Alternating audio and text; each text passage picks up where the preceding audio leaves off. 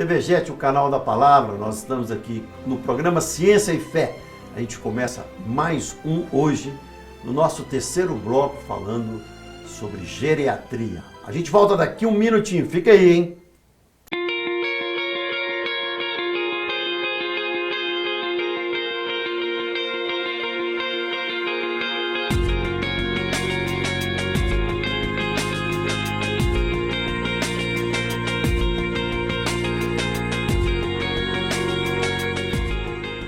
Estamos aqui no nosso terceiro bloco. Semana passada você viu uma entrevista com a doutora Juliana e hoje ela continua conosco. A doutora Juliana, ela é médica de família e comunidade, médica de família e comunidade com especialização em geriatria. E é sobre isso que nós estamos falando, né, doutora Juliana? Isso. Vamos continuar aqui. O pessoal gostou a semana passada. O prazer é todo meu. Então vamos continuar. Você falou muito sobre Alzheimer, né? Uhum. Assim, quais os seus conselhos para que a família detecte se tem ali uma pessoa com início de Alzheimer, ou um idoso ou não, ou que está entrando na fase? Idoso a partir de que ano? Hein? A partir de 60 anos. Uma pessoa da minha idade, 55 anos, né? Ela pode ser acometida pelo Alzheimer, como você disse no programa passado. Como que a família vai detectar isso? Primeiro, a família tem que começar a perceber o que mudou em relação a um padrão de funcionamento prévio. Então, primeiro valorizar as queixas dessa pessoa de memória e perceber se essas queixas, como eu falei no programa anterior, se essas queixas estão interferindo, impactando na realização das atividades do dia a dia.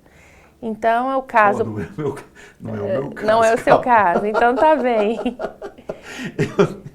Então, desculpa, porque eu tenho certeza que se minhas filhas virem isso aqui, mas pai, nós vamos começar a olhar para você. Eu tenho uma pessoa na família que tem a demência de Alzheimer numa fase já moderada, e é muito interessante que a família tinha um pouco de dificuldade para detectar, porque era uma pessoa difícil, né, de humor instável, um pouco difícil, e a família, sempre que se apresentava alguma situação diferente, a família sempre falava, é assim mesmo, ela é assim. E depois mostrando para a família algumas fotos, porque era uma pessoa muito vaidosa, principalmente para cuidar da casa, para decorar a casa. Então, no Natal decorava as mesas muito bonitas. E depois, quando você vai olhando as fotos dos natais, quando ela já estava com a demência, você vai vendo que tem um empobrecimento da decoração, porque a pessoa, né, no caso dela, ela esquecia. Então, ela esquecia daquele arranjo que ela tinha. Por exemplo, ia ficando pequenininho? Ia ficando pequeno, a mesa ia ficando pobre, porque era uma mesa muito cheia de adornos e tudo. Então, assim, todas as vezes em que a pessoa notar que aquilo está tendo um impacto grande sobre as atividades que a pessoa fazia anteriormente, deve valorizar. E não apenas colocar como é uma questão da idade. Porque na nossa cultura, assim, isso é normal, é da idade. O Silvério está mancando de um joelho porque o joelho é a idade, né? Aí tem uma piadinha que fala, mas os dois joelhos têm a mesma idade, só um que está mancando e só uma perna que está doendo. Boa essa aí, né? Boa então, essa. Assim, não tentemos justificar tudo pela idade. Então, é valorizar mesmo a queixa e perceber o padrão de funcionamento daquele idoso. A população no Brasil hoje, ela está vivendo mais, né? Tanto é que nós estamos aí com um problema na Previdência, porque ela está, a idade, o brasileiro está vivendo mais e está tendo menos filho para produzir para a Previdência dos que estão vivendo mais. Enfim, aquela pirâmide hoje já não é mais assim, né? A pirâmide está ficando assim, né? Então, é até um problema social. Esses novos, vamos chamar, porque tem novos idosos de academia, que está correndo e tal, eles estão indo no caminho certo mesmo? É correr? Ou tem uma medida certa que o idoso, não é bom você fazer isso? Como é que não você tem? vê? A qualquer momento da vida, essas atividades, principalmente atividade física, uma melhora nos hábitos de vida é bem-vinda. Só que a idade ideal para que a pessoa comece mesmo com finalidades de prevenção, inclusive da própria demência, é na meia-idade, então em torno de 45, 50 anos, que é quando as alterações elas vão começar a acontecer, mas ainda sem sintomas, né? Então, por exemplo, o que a gente estava conversando sobre manter a atividade intelectual, estudar. Então, para os jovens que acham que estudar é só um meio de ganhar, né, o sustento, não, é uma forma também de estar mantendo o cérebro ativo, atividade física, controle dos fatores de risco, né, para doenças cardíacas. Geralmente, para o cérebro, as mesmas recomendações que a gente dá para coração, a gente dá para o cérebro. Então, controle de hipertensão, diabetes, colesterol, triglicérides. Ele não pode, então, ir fazendo um exercício aleatoriamente. Ele precisa fazer um exame. Ninguém, né, praticamente hoje. Porque, às vezes, a pessoa tem uma doença silenciosa, é jovem. A gente vê alguns casos, por exemplo, de jogadores de futebol, hoje menos, porque existe uma vigilância maior sobre isso. Mas estava o jogador com todo vigor, 20 anos, de repente tinha uma parada no meio do campo lá jogando bola por causa do esforço. Então, todo mundo que se propõe a fazer uma atividade física, é interessante fazer uma avaliação antes para saber como está, né, o coração, como é que estão os exames laboratoriais, para ter uma direção melhor. Viajar, isso é bom para a pessoa manter mais uma qualidade de vida? É muito bom, os vínculos de uma forma geral. Uma coisa também que protege bastante é a questão de, até para demência, como eu falei, aprender a tocar um novo instrumento, alguns jogos de estratégia, por exemplo, xadrez, gamão, para quem gosta de jogar cartas, né, buraco e tudo, tem que ser atividades de estratégia. O próprio truco, que muitas pessoas gostam de jogar, não é dinheiro, né, mas apenas como forma de manter o cérebro ativo. Então, e viagem, problema, né? E viagens, né? Porque o idoso ele precisa interagir. As mulheres idosas, elas têm uma rede social mais ampla. Agora, o homem idoso, ele fica mais fechado, ele se aposenta e ele fica mais quieto. Essa teoria do pastor Jorge, aqui na igreja, ele pergunta assim, quando vai apresentar a criança, né? Tem vovó aí? Tem vovô? Uhum. Aí tem bisa aí? Não. E bisa eu já não vou perguntar porque já morreu. Uhum. O homem morre mais cedo. Morre mais cedo.